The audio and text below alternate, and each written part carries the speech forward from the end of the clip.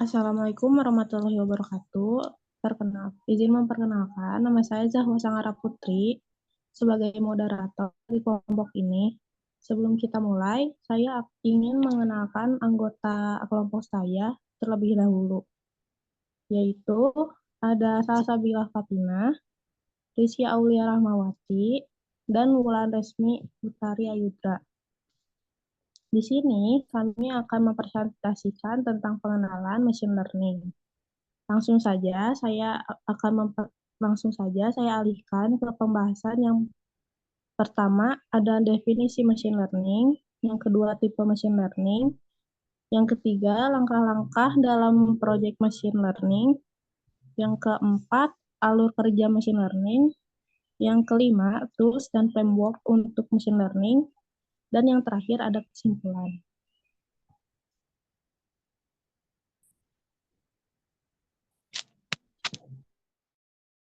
Definisi machine learning.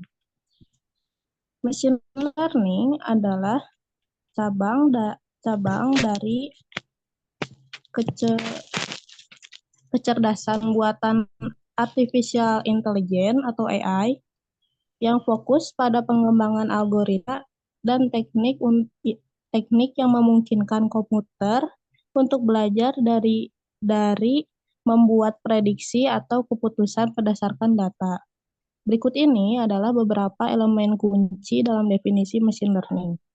Yang pertama ada pembelajaran dari data, yang kedua algoritma, yang ketiga prediksi dan pengambilan keputusan, dan yang keempat adalah generalisasi. Baik, di sini akan saya jelaskan tentang jenis-jenis machine learning. Yang pertama ada pembelajaran terawasi atau supervised learning, yaitu menggunakan data berlabel untuk melatih model. Contohnya klasifikasi seperti mengidentifikasi email spam. Terus ada regresi seperti memprediksi harga. Yang kedua ada pembelajaran tak terawasi atau unsupervised learning, yaitu menggunakan data tidak berlabel untuk menemukan pola atau struktur tersembunyi dalam data. Contohnya clustering seperti terus ada penggurangan dimensi seperti PCA. Terus ada pembelajaran semi terawasi yaitu semi supervised learning, menggunakan campuran data berlabel dan tidak berlabel untuk melatih model.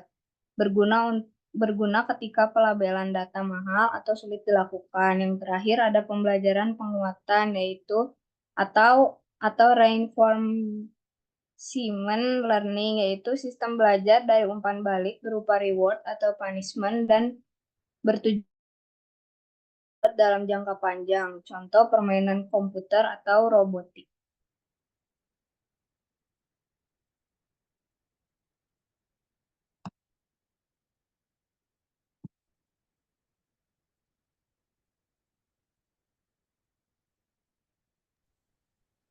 Oke, izin masuk. Di sini saya akan menjelaskan tentang langkah-langkah machine learning. Yang pertama, mendefinisikan permasalahan. Yang kedua, menyiapkan data. Yang ketiga, mengevaluasi algoritma. Yang keempat, ada meningkatkan performa. Yang kelima, ada menyajikan hasil. Next slide. Oke, di sini ada alur kerja machine learning. Yang pertama, kumpulkan dan persiapkan data yang akan digunakan. Yang kedua, kembangkan model machine learning yang sesuai. Yang ketiga, latih model machine learning dengan data yang telah disiapkan, melatih model, mengevaluasi akurasi, dan menyesuaikan hyperparameter. Yang keempat, deploy model yang sudah dilatih ke dalam lingkungan produksi, permintaan prediksi ke model yang telah di-deploy, prediksi batch. Yang keenam, pantau prediksi secara terus-menerus. Yang ketujuh, kelola model dan versinya secara efektif. Selanjutnya, materinya akan disampaikan oleh saya.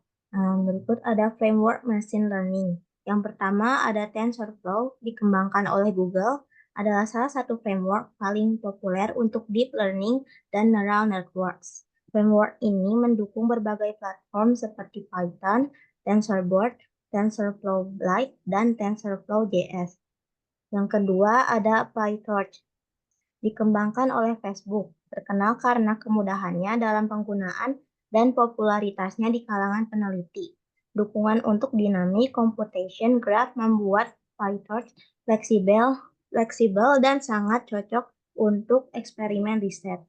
Yang ketiga ada scikit-learn, adalah library Python yang sangat populer untuk mesin learning tradisional. Library ini menyediakan berbagai algoritma dan tools preprocessing yang memudahkan proses pembangunan model mesin learning. Yang keempat ada Keras, adalah high level API yang dirancang untuk neural networks dan sekarang menjadi bagian dari TensorFlow.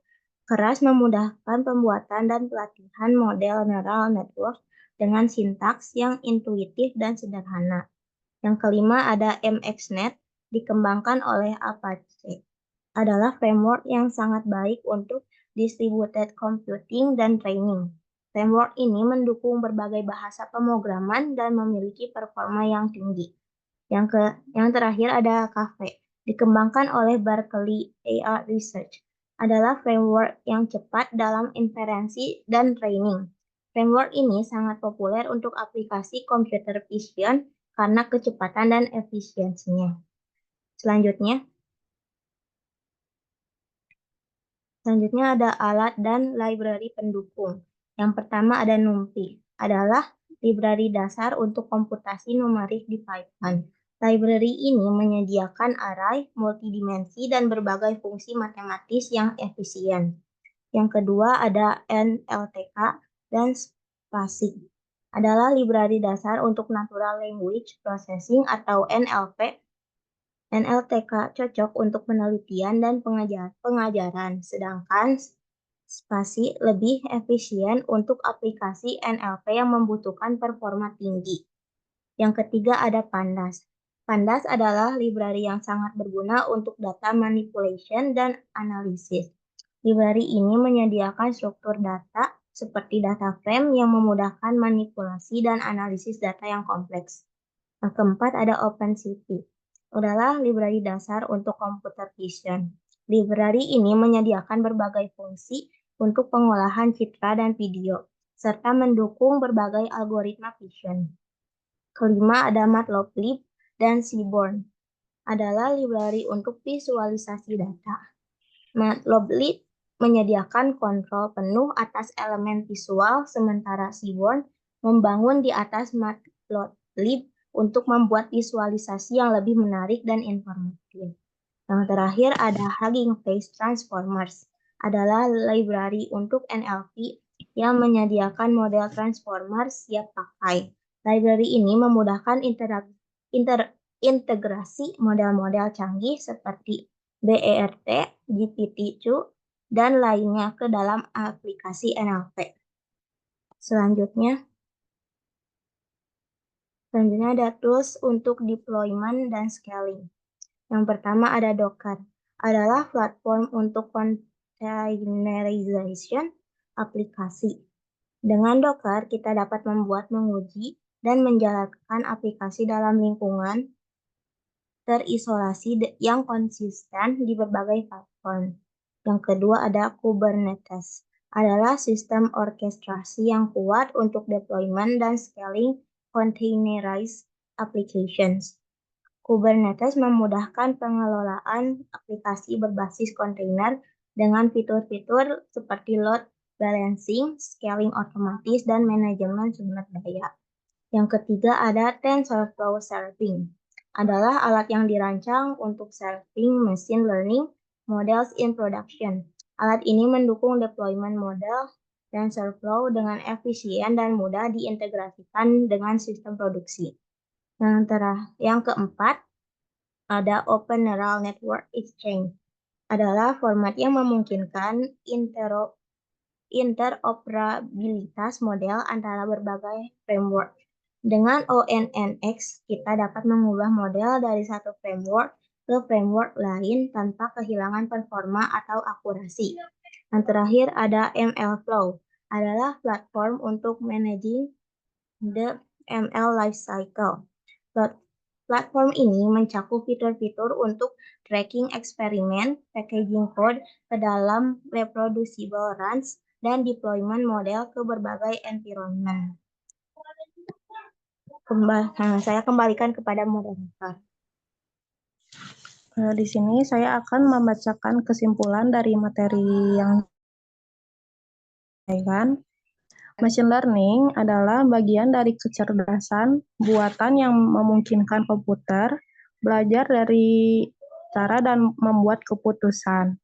Jenis-jenis machine learning meliputi pembelajaran terawasi, tak terawasi, dan semi terawasi, dan penguatan. Proyek machine learning mencakup langkah-langkah, mendefinisikan masalah, menyiapkan data, mengevaluasi algoritma, meningkatkan performa, dan menyajikan hasil. Alur kerja machine learning terdiri dari menyiapkan data, mengembangkan dan melatih model, mendeploy model, mengirim prediksi, memantau prediksi, dan mengelola model. Framework populer untuk machine learning adalah TensorFlow, PyTorch, dan Scikit-learn dengan alat pendukung seperti NumPy, Pandas, dan Matplotlib. Tools untuk deployment dan scaling termasuk Docker dan Kubernetes. Memahami elemen ini memungkinkan penerapan machine learning secara efektif untuk berbagi aplikasi di dunia nyata. Mungkin itu saja yang bisa kami sampaikan. Semoga apa yang kami sampaikan dapat bermanfaat bagi kita semua. Sekian, terima kasih dari kelompok kami. Assalamualaikum warahmatullahi wabarakatuh.